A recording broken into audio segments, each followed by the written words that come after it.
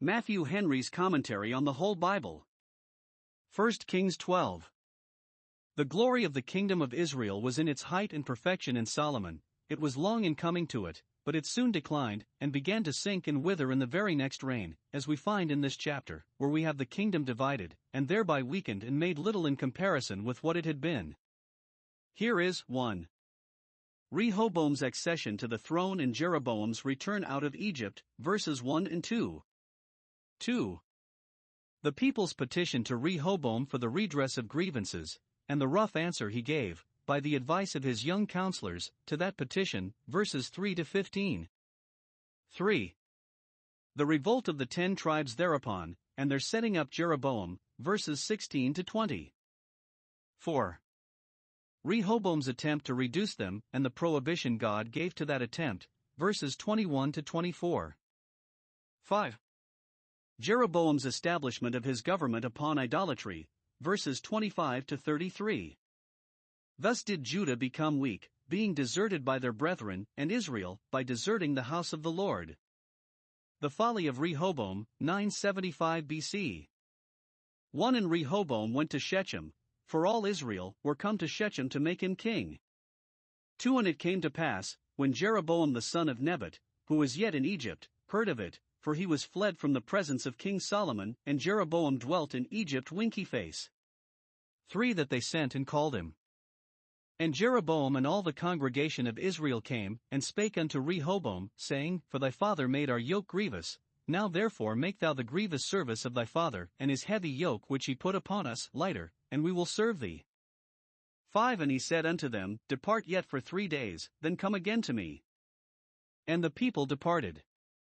6. And King Rehoboam consulted with the old men, that stood before Solomon his father while he yet lived, and said, How do ye advise that I may answer this people? 7. And they spake unto him, saying, If thou wilt be a servant unto this people this day, and wilt serve them, and answer them, and speak good words to them, then they will be thy servants forever. 8. But he forsook the counsel of the old men, which they had given him, and consulted with the young men that were grown up with him, and which stood before him. 9. And he said unto them, What counsel give ye that we may answer this people, who have spoken to me, saying, Make the yoke which thy father did put upon us lighter? 10. And the young men that were grown up with him spake unto him, saying, Thus shalt thou speak unto this people that spake unto thee, saying, Thy father made our yoke heavy, but make thou it lighter unto us. Thus shalt thou say unto them, My little finger shall be thicker than my father's loins. 11. And now whereas my father did lade you with a heavy yoke, I will add to your yoke. My father hath chastised you with whips, but I will chastise you with scorpions. 12. So Jeroboam and all the people came to Rehoboam the 3rd day, as the king had appointed, saying, Come to me again the third day. 13. And the king answered the people roughly, and forsook the old men's counsel that they gave him. 14. And spake to them after the counsel of the young men, saying, My father made your yoke heavy, and I will add to your yoke. My father also chastised you with whips, but I will chastise you with scorpions. 15. Wherefore the king hearkened not unto the people, for the cause was from the Lord, that he might perform his saying, which the Lord spake by Ahijah the Shilonite unto Jeroboam the son of Nebat. Solomon had 1,000 wives and concubines, yet we read, but of one son he had to bear up his name, and he a fool. It is said, Hosea 4 verse 10, They shall commit whoredom, and shall not increase. Sin is a bad way of building up a family.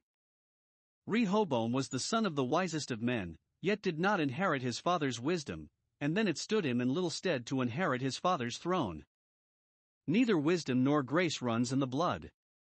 Solomon came to the crown very young, yet he was then a wise man. Rehoboam came to the crown at 40 years old, when men will be wise if ever they will, yet he was then foolish. Wisdom does not go by age, nor is it the multitude of years nor the advantage of education that reaches it. Solomon's court was a mart of wisdom, and the rendezvous of learned men, and Rehoboam was the darling of the court, and yet all was not sufficient to make him a wise man. The race is not to the swift, nor the battle to the strong.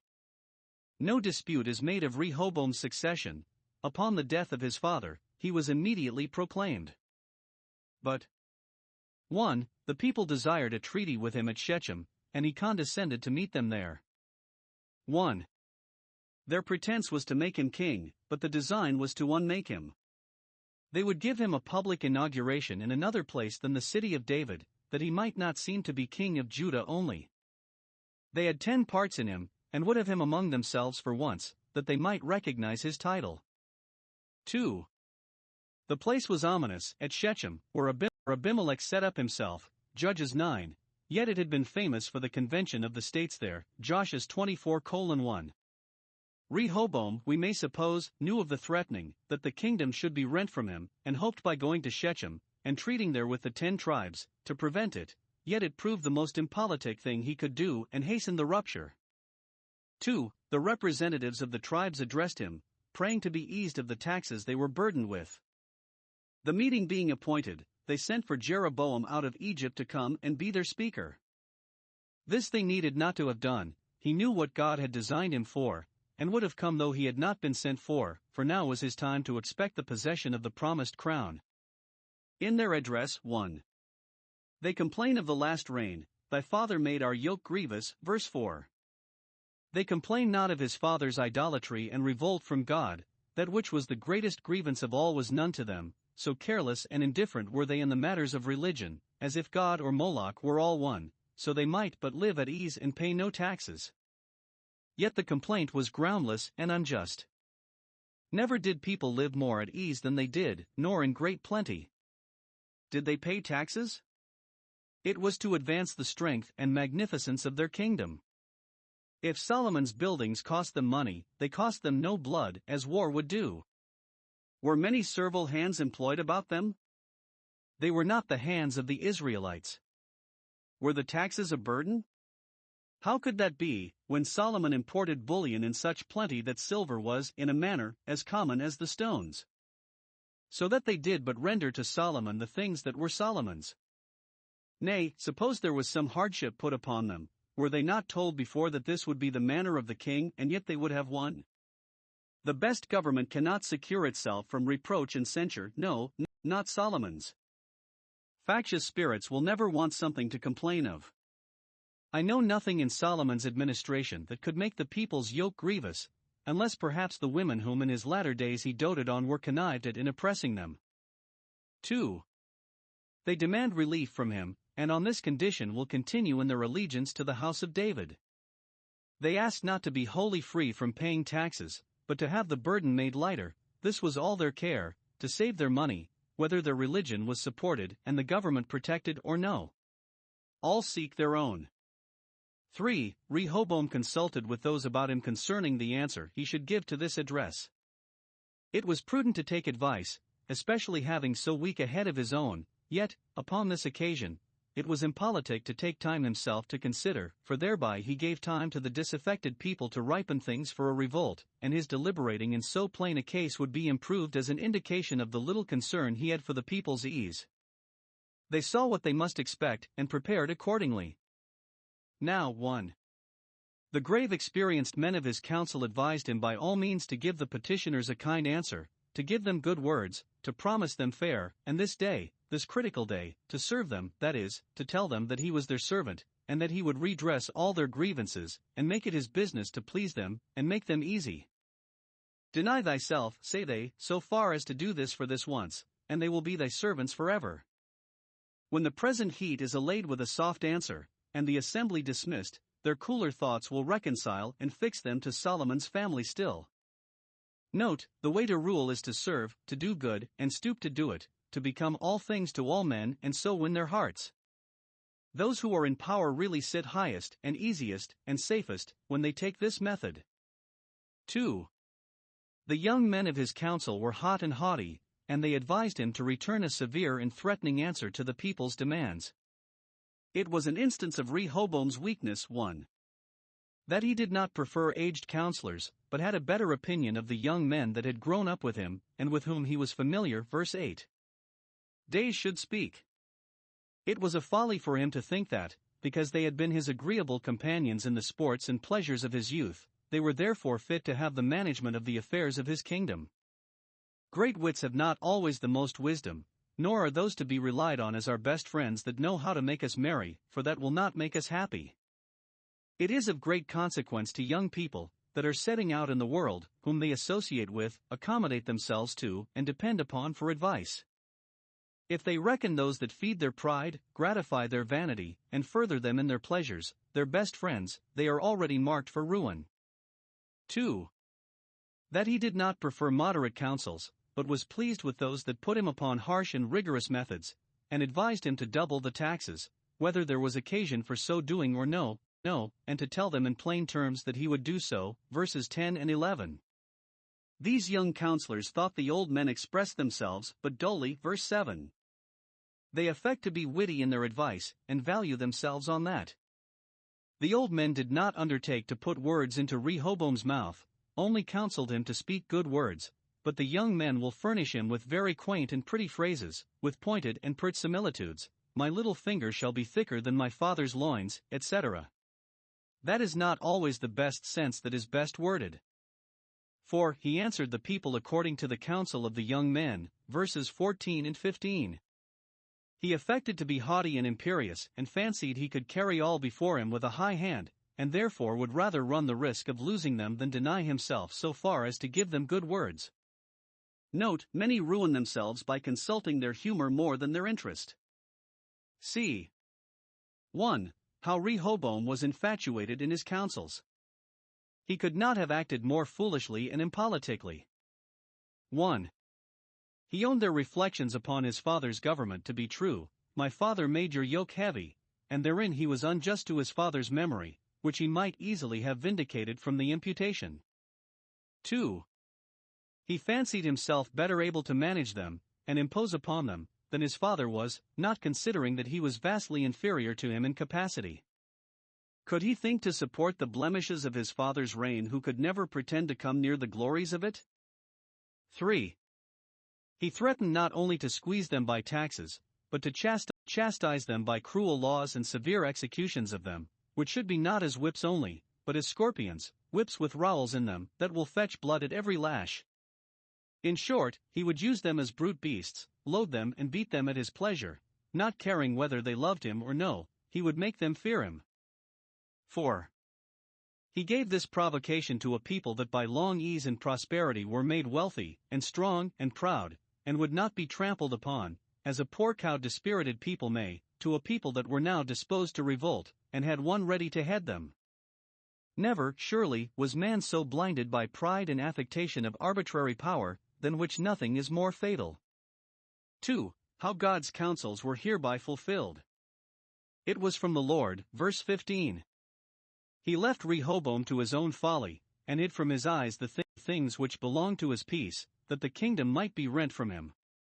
Note, God serves his own wise and righteous purposes by the imprudences and iniquities of men, and snares sinners in the work of their own hands. Those that lose the kingdom of heaven throw it away, as Rehoboam did his, by their own willfulness and folly. Revolt of the 10 tribes, 975 BC. 16 So when all Israel saw that the king hearkened not unto them, the people answered the king, saying, What portion have we in David? Neither have we inheritance in the son of Jesse. To your tents, O Israel, now see to thine own house, David.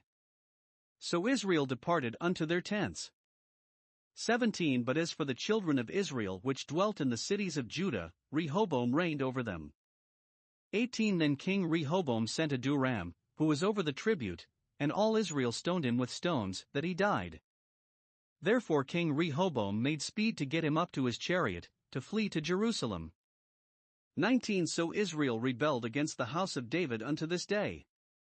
20 And it came to pass, when all Israel heard that Jeroboam was come again, that they sent and called him unto the congregation, and made him king over all Israel. There was none that followed the house of David, but the tribe of Judah only. 21 And when Rehoboam was come to Jerusalem, he assembled all the house of Judah, with the tribe of Benjamin, 180,000 chosen men, which were warriors, to fight against the house of Israel, to bring the kingdom again to Rehoboam the son of Solomon.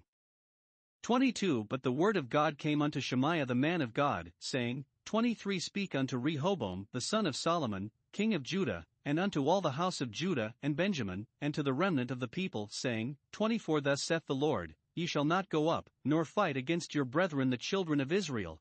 Return every man to his house, for this thing is from me. They hearkened therefore to the word of the Lord, and returned to depart, according to the word of the Lord. We have here the rending of the kingdom of the 10 tribes from the house of David, to effect which 1. The people were hold and resolute in their revolt. They highly resented the provocation that Rehoboam had given them, were incensed at his menaces, concluded that government would in the progress of it be intolerably grievous, which in the beginning of it was so very haughty, and therefore immediately came to this resolve, one and all, what portion have we in David? Verse 16. They speak here very unbecomingly of David, that great benefactor of their nation, calling him the son of Jesse, no greater a man than his neighbors. How soon are good men, and their good services to the public, forgotten? The rashness of their resolution was also much to be blamed. In time, and with prudent management, they might have settled the original contract with Rehoboam to mutual satisfaction. Had they inquired who gave Rehoboam this advice, and taken a course to remove those evil counselors from about him, the rupture might have been prevented, otherwise their jealousy for their liberty and property well became that free people. Israel is not a servant, is not a homeborn slave, why should he be spoiled? Jeremiah 2 verse 14. They are willing to be ruled, but not to be ridden. Protection draws allegiance, but destruction cannot. No marvel that Israel falls away from the house of David. Verse 19. If the house of David fall away from the great ends of their advancement, which was to be ministers of God to them for good. But thus to rebel against the seed of David, whom God had advanced to the kingdom, entailing it on his seed, and to set up another king in opposition to that family, was a great sin. See 2 Chronicles 13 verses 5-8. To this God refers, Hosea 8 verse 4. They have set up kings, but not by me. And it is here mentioned to the praise of the tribe of Judah that they followed the house of David, verses 17 and 20, and, for aught that appears, they found Rehoboam better than his word, nor did he rule with the rigor which at first he threatened. 2. Rehoboam was imprudent in the further management of this affair, and more infatuated.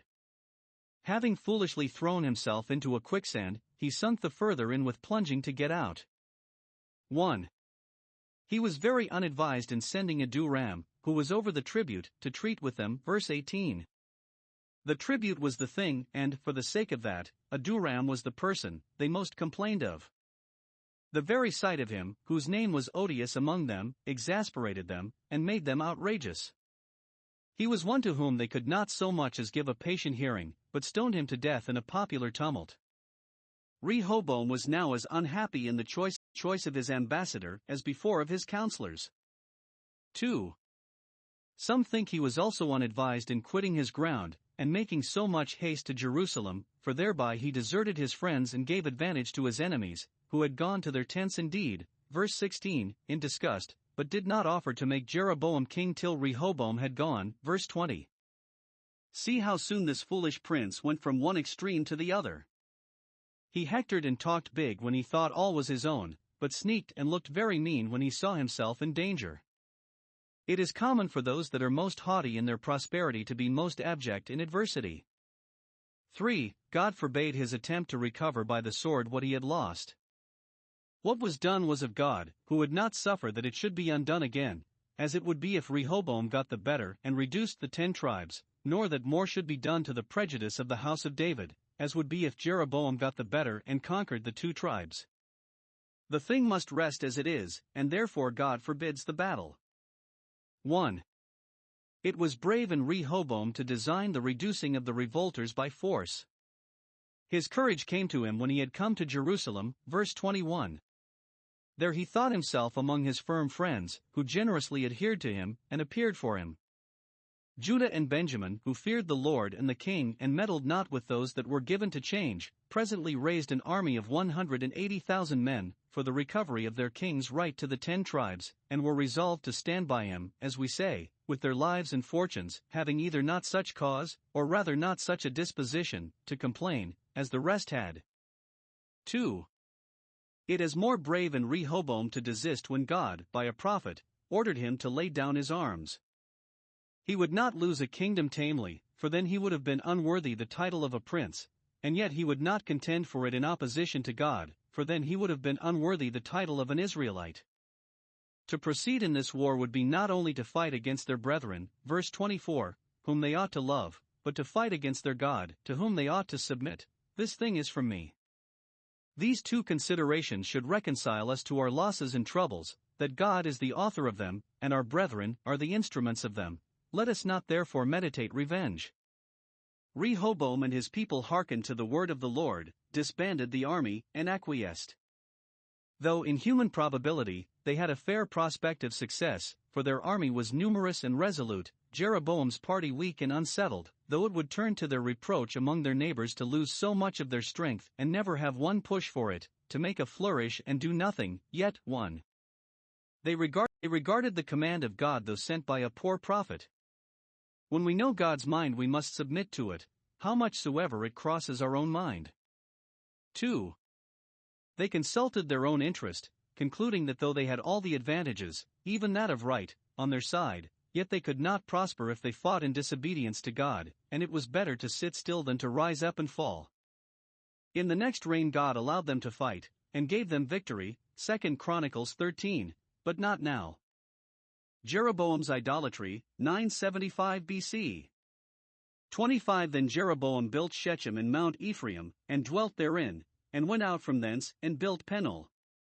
26 And Jeroboam said in his heart, Now shall the kingdom return to the house of David. 27 If this people go up to do sacrifice in the house of the Lord at Jerusalem, then shall the heart of this people turn again unto their Lord, even unto Rehoboam king of Judah, and they shall kill me, and go again to Rehoboam king of Judah. 28 Whereupon the king took counsel, and made 2 calves of gold, and said unto them, It is too much for you to go up to Jerusalem. Behold thy gods, O Israel, which brought thee up out of the land of Egypt. 29 And he set the one in Bethel, and the other put he in Daniel 30. And this thing became a sin, for the people went to worship before the one, even unto Daniel 31, and he made a house of high places, and made priests of the lowest of the people, which were not of the sons of Levi. 32 And Jeroboam ordained a feast in the 8th month, on the 15th day of the month, like unto the feast that is in Judah, and he offered upon the altar. So did he in Bethel, sacrificing unto the calves that he had made, and he placed in Bethel the priests of the high places which he had made. 33 So he offered upon the altar which he had made in Bethel the 15th day of the 8th month, even in the month which he had devised of his own heart, and ordained a feast unto the children of Israel, and he offered upon the altar, and burnt incense. We have here the beginning of the reign of Jeroboam. He built Shechem first and then Penuel beautified and fortified them, and probably had a palace in each of them for himself, verse 25, the former in Ephraim, the latter in Gad, on the other side Jordan. This might be proper, but he formed another project for the establishing of his kingdom which was fatal to the interests of religion in it. 1. That which he designed was by some effectual means to secure those to himself who had now chosen him for their king, and to prevent their return to the house of David, verses 26 and 27. It seems, 1. He was jealous of the people, afraid that, some time or other, they would kill him and go again to Rehoboam. Many that have been advanced in one tumult have been hurled down in another. Jeroboam could not put any confidence in the affections of his people, though now they seemed extremely fond of him, for what is got by wrong and usurpation cannot be enjoyed nor kept with any security or satisfaction. 2. He was distrustful of the promise of God, could not take his word that, if he would keep close to his duty, God would build him a sure house, chapter 11 verse 38, but he would contrive ways and means, and sinful ones too, for his own safety. A practical disbelief of God's all-sufficiency is at the bottom of all our treacherous departures from him. 2. The way he took to do this was by keeping the people from going up to Jerusalem to worship. That was the place God had chosen, to put his name there. Solomon's temple was there, which God had, in the sight of all Israel, and in the memory of many now living, taken solemn possession of in a cloud of glory. At the altar there the priest of the Lord attended, there all Israel were to keep the feasts, and thither they were to bring their sacrifices. Now, 1. Jeroboam apprehended that, if the people continued to do this, they would in time return to the house of David, allured by the magnificence both of the court and of the temple. If they cleave to their old religion, they will go back to their old king. We may suppose, if he had treated with Rehoboam for the safe conduct of himself and his people to and from Jerusalem at the times appointed for their solemn feasts, it would not have been denied him. Therefore he fears not their being driven back by force, but their going back voluntarily to Rehoboam. 2. He therefore dissuaded them from going up to Jerusalem, pretending to consult their ease. It is too much for you to go so far to worship God. Verse 28. It is a heavy yoke, and it is time to shake it off. You have gone long enough to Jerusalem, so some read it. The temple, now that you are used to it, does not appear so glorious and sacred as it did at first. Sensible glories wither by degrees in men's estimation. You have freed yourselves from other burdens, free yourselves from this. Why should we now be tied to one place any more than in Samuel's time? 3. He provided for the assistance of their devotion at home. Upon consultation with some of his politicians, he came to this resolve, to set up 2 golden calves, as tokens or signs of the divine presence, and persuade the people that they might as well stay at home and offer sacrifice to those as go to Jerusalem to worship before the ark.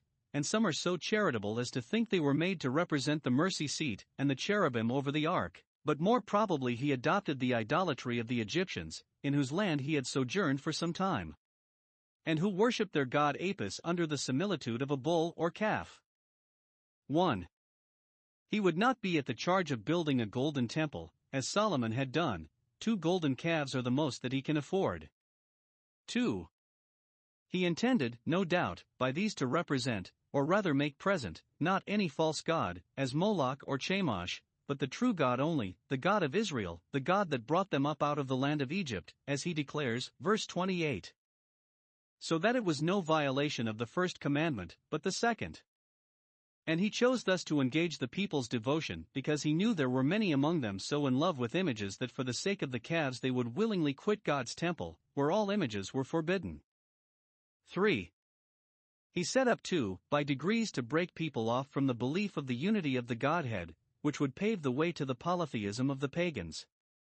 He set up these 2 at Dan and Bethel, one the utmost border of his country northward, the other southward, as if they were the guardians and protectors of the kingdom. Bethel lay close to Judah. He set up one there, to tempt those of Rehoboam's subjects over to him who were inclined to image worship, in lieu of those of his subjects that would continue to go to Jerusalem. He set up the other at Dan, for the convenience of those that lay most remote, and because Micah's images had been set up there, and great veneration paid to them for many ages. Judges 18 verses 30 and 31. Bethel signifies the house of God, which gave some color to the superstition, but the prophet called it Bethaven, the house of vanity, or iniquity. For the people complied with him herein, and were fond enough of the novelty, they went to worship before the one, even unto Dan, verse 30, to that at Dan first because it was first set up, or even to that at Dan, though it lay such a great way off. Those that thought it much to go to Jerusalem, to worship God according to his institution, made no difficulty of going twice as far to Dan, to worship him according to their own inventions. Or they are said to go to one of the calves at Dan because Abijah, king of Judah, within 20 years, recovered Bethel, 2 Chronicles 13 verse 19, and it is likely removed the golden calf, or forbade the use of it, and then they had only that at Dan to go to. This became a sin, and a great sin it was, against the express letter of the second commandment. God had sometimes dispensed with the law concerning worshipping in one place, but never allowed the worship of him by images. Hereby they justified their fathers in making the calf at Horeb, though God had so fully shown his displeasure against them for it and threatened to visit for it in the day of visitation, Exodus 32 verse 34, so that it was as great a contempt of God's wrath as it was of his law, and thus they added sin to sin. Bishop Patrick quotes a saying of the Jews, that till Jeroboam's time the Israelites sucked but one calf, but from that time they sucked 2. 5. Having set up the gods, he fitted up accommodations for them, and wherein he varied from the divine appointment we are here told, which intimates that in other things he imitated what was done in Judah, verse 32, as well as he could. See how one error multiplied into many. 1. He made a house of high places, or of altars, one temple at Dan, we may suppose, and another at Bethel, verse 31, and in each many altars, probably complaining of it as an inconvenience that in the temple at Jerusalem there was but one. The multiplying of altars passed with some for a piece of devotion, but God, by the prophet, puts another construction upon it, Hosea 8 verse 11. Ephraim has made many altars to sin. 2. He made priests of the lowest of the people, and the lowest of the people were good enough to be priests to his calves, and too good. He made priests from the extremest parts of the people, that is, some out of every corner of the country, whom he ordered to reside among their neighbors, to instruct them in his appointments and reconcile them to them. Thus were they dispersed as the Levites, but were not of the sons of Levi. But the priests of the high places or altars he ordered to reside in Bethel, as the priests at Jerusalem, verse 32, to attend the public service. 3. The Feast of Tabernacles, which God had appointed on the 15th day of the 7th month, he adjourned to the 15th day of the 8th month, verse 32, the month which he devised of his own heart, to show his power in ecclesiastical matters, verse 33. The Passover and Pentecost he observed in their proper season, or did not observe them at all, or with little solemnity in comparison with this. 4. He himself assuming a power to make priests, no marvel if he undertook to do the priest's work with his own hands, he offered upon the altar. This is twice mentioned, verses 32 and 33, as also that he burnt incense. This was connived at in him because it was of a piece with the rest of his irregularities, but in King Uzziah it was immediately punished with the plague of leprosy. He did it himself, to make himself look great among the people and to get the reputation of a devout man, also to grace the solemnity of his new festival, with which, it is likely, at this time he joined the feast of the dedication of his altar. And thus, 1. Jeroboam sinned himself, yet perhaps excused himself to the world and his own conscience with this, that he did not do so ill as Solomon did, who worshipped other gods. 2. He made Israel to sin, drew them off from the worship of God, and entailed idolatry upon their seed. And hereby they were punished for deserting the thrones of the house of David. The learned Mr. Whiston, in his chronology, for the adjusting of the annals of the two kingdoms of Judah and Israel, supposes that Jeroboam changed the calculation of the year, and made it to contain but 11 months, and that by those years the reigns of the kings of Israel are measured till Jehu's revolution and no longer, so that during this interval 11 years of the annals of Judah answer to 12 in those of Israel.